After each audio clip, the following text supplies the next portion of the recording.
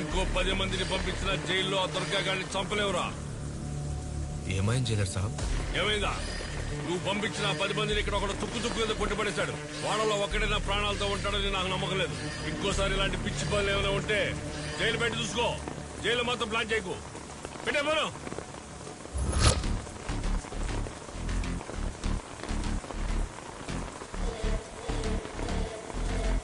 మీరు నా మీద పెట్టుకున్న నమ్మకాన్ని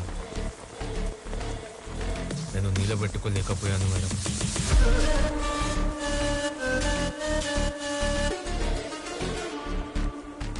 ఈ గన్తో నన్ను ఇక్కడే చంపేయండి, లేదా నాకు ఇంకొక అవకాశం ఇవ్వండి.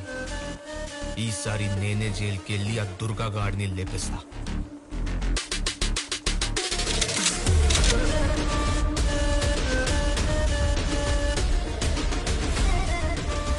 ఇంకో వారం రోజుల్లో ఎలక్షన్ రిజల్ట్స్.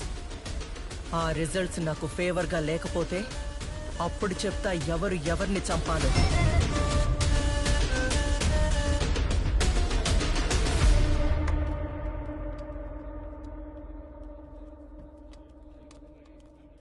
నా పేరు దుర్గా. సూర్య. నిన్న నన్ను కాపాడినందుకు థ్యాంక్స్.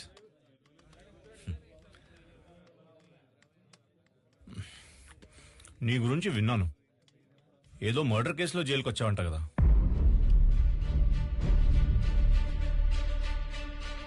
సూర్య, నువ్వు నాతో కలిసి పనిచేస్తానంటే చెప్పు. నిన్ను ఈ జైలు నుండి బయటికి తీసుకెళ్ళి నీ మీద ఉన్న కేసులు కూడా లేకుండా చేయగలను. అదెలాగా? నా వెనకాల అధికార పార్టీ బలం ఉంది. నువ్వు నాతో కలిసి పనిచేస్తానని చెప్తే మా పార్టీ అధికారంలోకి రాగానే నీ మీద ఉన్న కేసులు కూడా కొట్టేస్తా. నువ్వు నిజంగా నా మీద కేసు లేకుండా చేస్తానంటే నేను నీతో కలిసి ఏ పని చేయడానికైనా రెడీ. ఈ రోజు నుంచి మనం ఫ్రెండ్స్.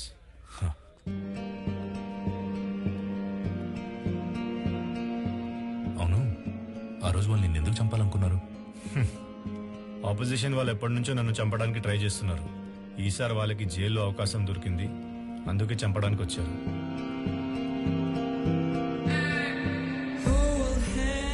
ఒకవేళ వాళ్ళు ఆ రోజు నిన్ను చంపేస్తుంటే? ఏముంది, జైల్లో నీలాంటి మంచి ఫ్రెండ్ని కోల్పోయేవాడిని. హలో, నేను దుర్గాని మాట్లాడుతున్నాను. చెప్పు దుర్గా. ఇక్కడ జైల్లో నాకు ఒకటి పరిచయం అయ్యాడన్నా. ఏదో చిన్న మర్డర్ కేసులో లోపలికి వచ్చాడు, కానీ వాడి ధైర్యం చూస్తే వాడు వేరే లెవెల్లో ఉన్నాడన్నా. నువ్వు చెప్తుంటే నాకు అలాగే అనిపిస్తుంది. ఖచ్చితంగా వాడు మనకు పనికొస్తాడు. సరే అయితే ఈసారి ఎలక్షన్ రిజల్ట్స్ మనకు ఫేవర్ గా లేకపోతే నువ్వు బయటికి రావాల్సి ఉంటుంది. సరే అన్నా. అప్పుడు నేను మావయ్యతో మాట్లాడి నీతో పాటు వాణ్ణి కూడా బయటికి తీసుకొచ్చి ప్లాన్ చేస్తాను.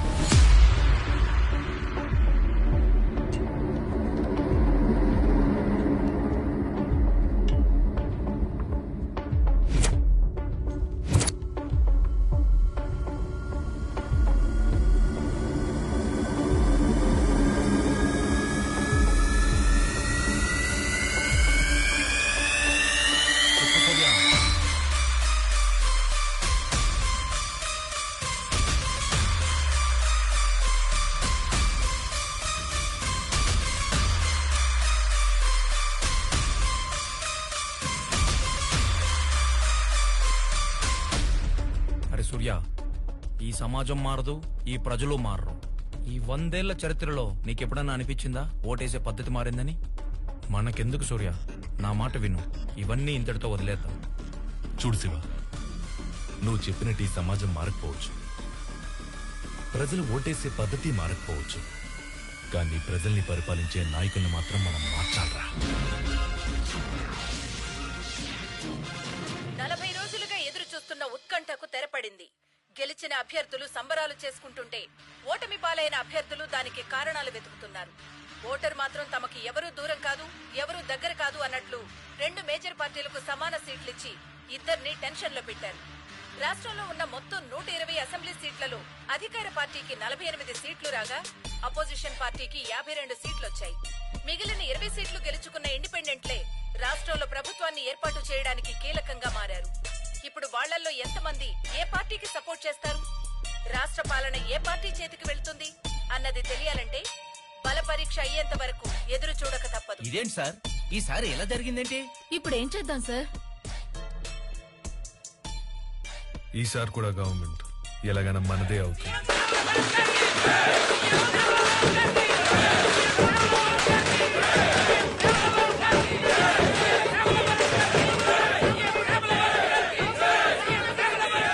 మేడం, ఈసారి అధికార పార్టీ కన్నా మీ పార్టీ లీడ్ లో ఉంది. దీని మీద మీ అభిప్రాయం ఏంటి?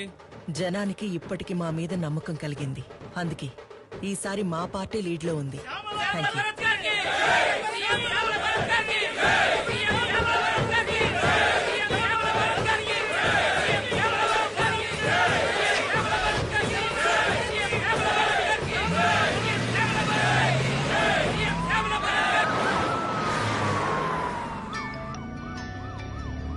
మేడం, సీఎం రామ్మోహన్ రావు గారు ఫోన్ చేస్తున్నారు. చెప్పండి ఎక్స్ సీఎం రామ్మోహన్ రావు గారు, ఎలా అనిపించాయి మీకు ఈసారి ఎన్నికల ఫలితాలు? ఏదో ఈసారి 4 సీట్లు ఎక్కువ వచ్చినంత మాత్రాన మీరు గెలిచేశారనుకోకండి మిస్ శ్యామ్లా భరత్ గారు. మీరు అధికారంలోకి రావాలంటే మీ పార్టీకి ఇంకో 10 మంది ఎమ్మెల్యేలు కావాలి.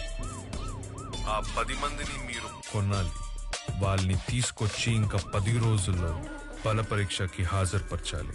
కాబట్టి మీ పార్టీకి నాకంటే ఈసారి 4 సీట్లు ఎక్కువ వచ్చినా, ఇంకో 4 సీట్లు నా పార్టీకి తక్కువ వచ్చినా, చివరికి అసెంబ్లీలో మీ స్థానం ఎప్పటిలాగే ప్రతిపక్షం వైపే. అది మర్చిపోకండి మిస్ శ్యామలా భరత్ గారు. సరే అయితే రామ్మోహన్ రావు గారు, ఈసారి శాసనసభలో ఎవరు ఎవరికి ప్రతిపక్షంగా వ్యవహరిస్తారో అది చూద్దాం. Good luck.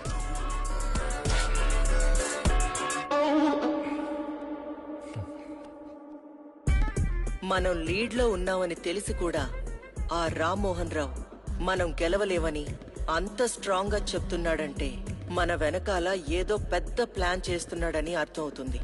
ఇప్పుడు మనకున్న లీడ్ ప్రకారం మన పార్టీ గెలిచి అధికారంలోకి రావాలంటే వీలైనంత తొందరలో ఆ 20 మంది ఇండిపెండెంట్లను మనం వెంటనే కొనేయాలి. ఆ 20 మందిని మనం వెంటనే కొనేయాలంటే దానికి ఒకటే మార్గం మేడం. ఏంటది? అనకాపల్లి నుండి 20 సంవత్సరాలుగా ఓటమి ఎరుగని కళ్యాణ్ ప్రసాద్ ని మనం ముందుగా కొనేయాలి మేడం. వాణ్ణే ఎందుకు? వాడే కింగ్ మేకర్ మేడం. ఎవరైతే 20 మంది ఇండిపెండెంట్ అభ్యర్థులు ఉన్నారో వాళ్ళంతా వాడి చేతిలోనే ఉంటారు. అయితే వెంటనే అతన్ని పిలిపించండి. మన కళ్యాణ్ ప్రసాద్ కి ఫోన్ చేసి వెంటనే మన ఫామ్ హౌస్ కి వచ్చి నన్ను కలవమనండి. Okay? Okay sir.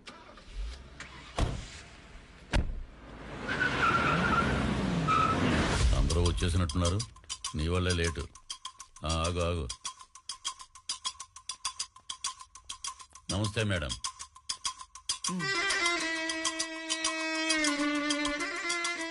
Madam, direct గా పాయింట్ మాట్లాడుకుందాం. ఇద్దరికి టైం కలిసి వస్తుంది. నేను స్ట్రైట్ గా పాయింట్ కే వచ్చేస్తాను. మీ 20 మంది ఎమ్మెల్యేలు మా పార్టీకి మద్దతు ఇవ్వాలి. దానికి మీకు ఒక్కో ఎమ్మెల్యేకి ఎంత కావాలో చెప్పండి.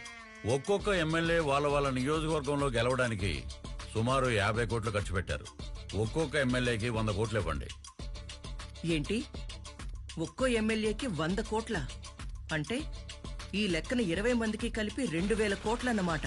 అవును మేడం. అంతెందుకు? మార్కెట్లో రేట్లు బాగా పెరిగిపోయాయి మేడం. ఒకప్పుడు వంట నూనె లీటర్ 90 రూపాయలు ఉండేది. ఇప్పుడు 230 రూపాయలు అయింది.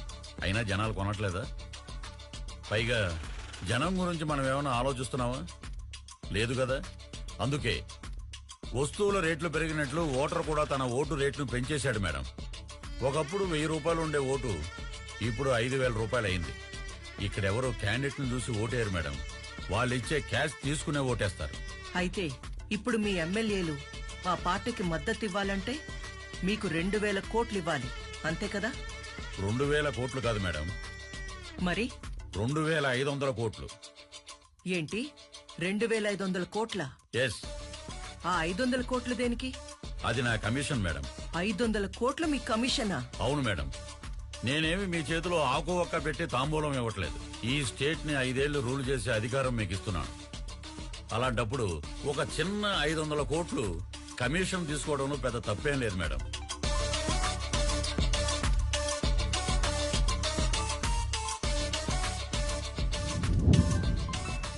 అధికార పార్టీ నుండి phone.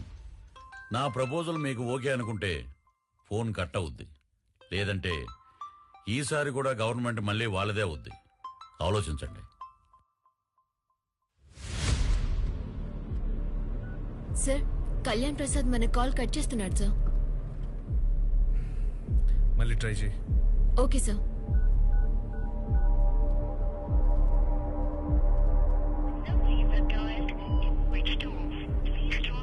Sir, phone switch off అని వస్తుంది సార్.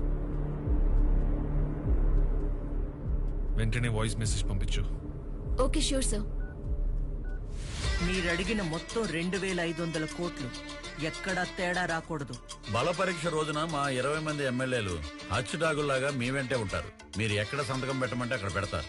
ఇక సీఎం గా ప్రమాణ స్వీకారం చేయడానికి రెడీ అయిపోండి మేడం. కానీ దానికంటే ముందు మనం ఒక పని చెయ్యాలి. ఏంటి మేడం అది? మీరు నాతో చేతులు కలిపారన్న వార్త ఎలాగైనా రామ్మోహన్ రావుకి తెలుస్తుంది. అప్పుడది మన ఎమ్మెల్యేలకు అంత సేఫ్ కాదు. అందుకే మన ఎమ్మెల్యేలందరూ ఒకే చోట సేఫ్ గా ఉండడానికి బెంగళూరులో నేను ఒక స్టార్ హోటల్ మొత్తం బుక్ చేశాను. బల పరీక్ష జరిగే వరకు వాళ్ళంతా అక్కడే ఉంటారు. మీ ఎమ్మెల్యేలతో పాటు మా ఎమ్మెల్యేలను కూడా కలిపి అక్కడికి పంపిస్తే అందరూ ఒకే చోట సేఫ్ గా ఉంటారు. మీరు చెప్పేది కరెక్టే మేడం. ఆ రామ్మోహన్ రావుకి భయపడి సిటీకి దూరంగా ఉన్న 500 కిలోమీటర్లో ఉన్న బెంగళూరులో ఉంచవలసిన అవసరం లేదు. ఎందుకంటే ఈ సిటీలో ఎవరికి తెలియని డెన్ ఒకటి ఉంది. అది నా కంట్రోల్లోనే ఉంది. ఈ 10 రోజులు మన ఎమ్మెల్యేలను అక్కడ దాచేస్తే టైము సేవ్ అవుద్ది. మన వాళ్ళు మన పక్కనే ఉన్నారన్న నమ్మకం, ధైర్యం ఉంటుంది.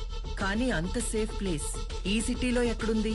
సారీ మేడం, బల పరీక్ష జరిగే వరకు ఆ ప్లేస్ ఎక్కడుందో మీకు కూడా చెప్పను. సరే, అయితే మీ ఎమ్మెల్యేలతో పాటు మా ఎమ్మెల్యేలను కూడా మీరు చెప్పిన అండర్ గ్రౌండ్ కి పంపిస్తాను. జాగ్రత్తగా చూసుకోండి. Okay madam. సత్యనా? సార్, శ్యామలా భరత్ కళ్యాణ్ ప్రసాద్ ని 2500 కోట్లకి కొనేసినాడు సార్. ఇప్పుడు మన పరిస్థితి ఏంటి సార్? మన ప్రభుత్వం పడిపోయినట్టేనా? సార్ ఈ ఎలక్షన్ లో నేను 100 కోట్లు ఖర్చు పెట్టాను. ఇప్పుడు నా పరిస్థితి ఏంటి సార్? ఏం చేయాలో చెప్పండి సార్. మాట్లాడండి సార్. ఏ ఆపండి. మీరెవరూ కంగారు పడాల్సిన పని లేదు. బల పరీక్షకి ఇంకా టైం ఉంది. నాకు బాగా తెలుసు ఏం చేయాలో. మీరు చెప్పింది నాకు అర్థమైంది. ఇప్పుడు నన్ను ఏం చేయమంటారో చెప్పండి. అన్అఫిషియల్ గా జైలు నుండి ఆ దుర్గా వెంటనే బయటికి రావాలి. ఎంత డబ్బు ఖర్చు అయినా సరే వెంటనే ఆ జైలర్తో మాట్లాడి ఆ పని చూడు. సరే మావయ్య, నాదో రిక్వెస్ట్. ఏంటది? దుర్గాతో పాటు ఇంకొకరిని కూడా జైలు నుండి బయటికి తీసుకురావాలి మావయ్య. ఎవడో